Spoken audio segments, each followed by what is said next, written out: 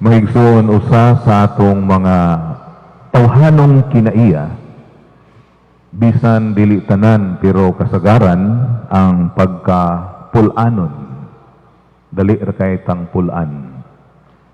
Ug sagad nato kining makit-an diha sa atong mga kabatan-unan karon. Ug pipila usab sa mga hamtong. Kung ibutang nato kini diha sa butang, dali dayon kitang pulan kay para nato familiar kaayo nato. Gani mangita dayon ta og ikapuli. Unya ang atong ipuli kana yung latest or at least duol-duol o gamay sa latest. Pananglitan pulan na mo sa inyong iPhone 10, mangita mog iPhone 11 kay mao na may uso. Unya mahuman ang iPhone 11 na po'y latest, mangita na pud mo trinday baligya ng daan, pulit mog bag-o. Ambot kun ma-apply ba kahanis mga asawa. Kung pulan na ng bana, mangita na pug ipuli. Kanang mga uyab, mapulan na silang uyab, mangita na pug ipuli. I hope nga dili. Unya, kung ibutang usab nato kini diha sa pagpakigrelasyon sa tao, kung aduna kitay nailhan nga mga popular nga mga tao nga muduol sa atua, sa may itong buhaton. At timanon gayo dayo nato kini, apan kung kining tawhana, familiar na kaayo nato, hapit kada adlaw nato ikita, ibaliwala lang nato siya. Mahitabo usab kini diha sa atong santos nga Eucharistia. Usahay mawad-an na tagana o gani ato kining baliwalaon. Kay para nato, balik-balik laman ang misa, balik-balik laman ang kanta, balik-balik laman ang mumisa, balik-balik lang ng mga tawhana ang ikatapan. Nahimo na kining mekanikal para sa atua. Ug subo mang palmalandungon, apan mao kini ang realidad sa atong makita karon. Mahigsoon sa nilabayng Domingo, gipahinumduman kita sa kamahinungdanon sa atong pagtuo. Ug karong Domingo ha, gipahinumduman usab kita sa atong misyon isip mga sumusunod ni Kristo, ang misyon sa pagpakaylap sa atong pagtuo.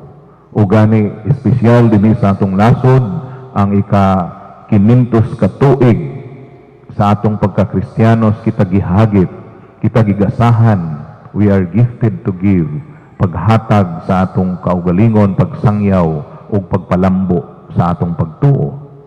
Apan diha sa atong pagtubag sa maong misyon mga igsoon nga mao ang pagkapropita, usahay makasinati kita og mga kalisdanan ug mga pagsulay. Gani ang atong mga pagbasa nagahisgot man sa usa ka realidad sa pagkapropita, ilabi na diha sa atong ebanghelyo karon. Diha sa Ebanghelyo ni San Marcos atong nadungog nga si Jesus nagatudlo sa sinagoga kay sagad kini mauman ang iyang pagabuhaton isip usa ka devout nga Hudiyo. Ang pagsangyaw sa mensahe sa Dios ilabi na gayud sa adlaw nga igpapahulay.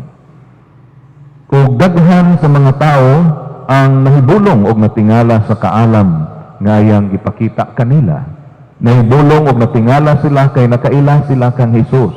Gani adunay nag-ingon, dili ba usaman kana siya kapanday? Anak man kana siya ni Maria.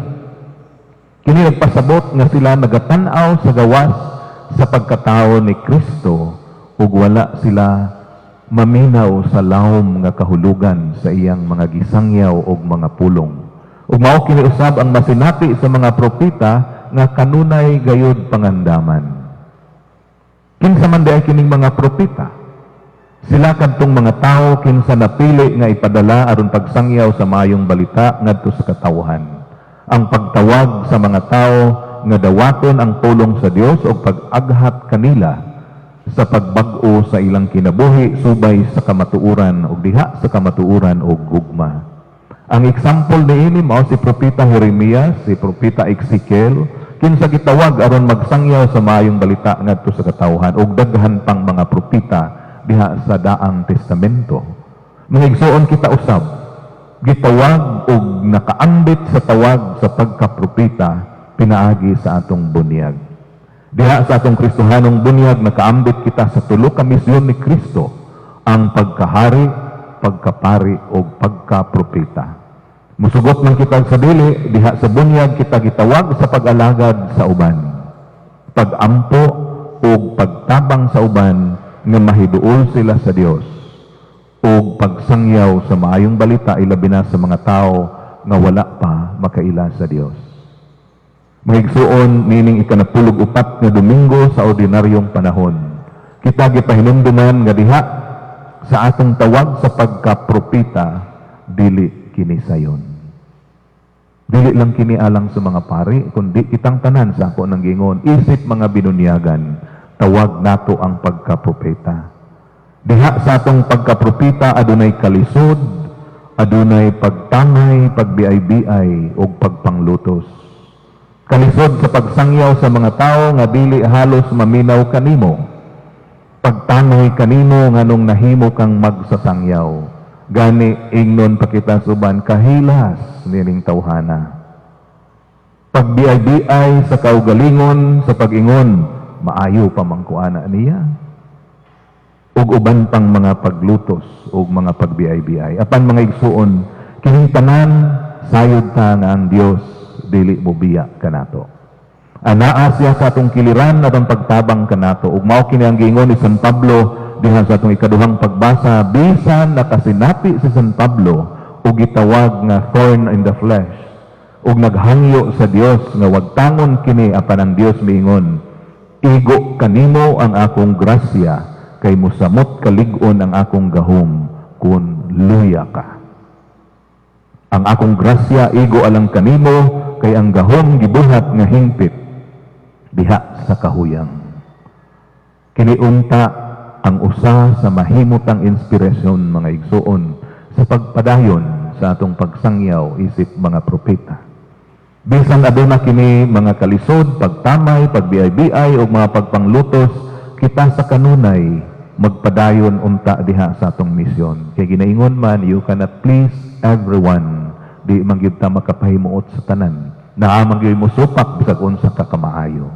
Gani matod pa ni propeta Ezekiel, bisan gahi ang ilang ulo, mutuo man sila og sa dili kinahanglan masayod sila nga ang propeta naa uban kanila.